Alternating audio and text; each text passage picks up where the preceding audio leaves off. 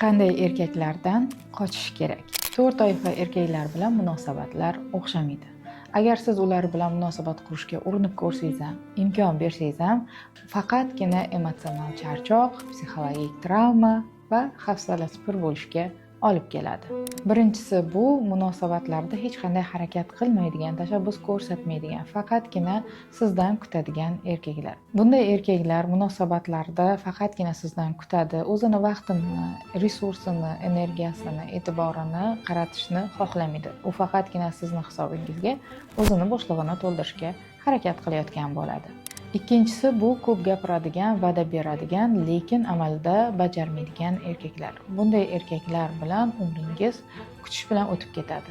Uchinchisi, bu ayollardan xafa erkaklar. Bunday erkaklar doim ayollardan norozi. Ayollarning hammasi bir deb noroziligini gapiradigan, ularni tanqid qiladigan, ayniqsa sobiq juftini juda ham ko'p yomonlaydigan erkaklar. Bunday erkaklardan uzoqroq bo'lish kerak, chunki qachonlardir siz ham shu ayollar qatorida bo'lishingiz mumkin. Va to'rtinchisi, bu onasining bolasi. Bunday erkak hayotini mazmuni sifatida faqatgina onasini ko'radi.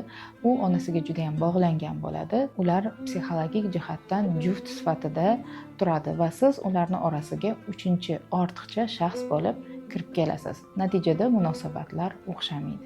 To'g'ri munosabat o'rnatish bo'yicha ma'lumotlarga ega bo'lish uchun sahifamni kuzatib boring.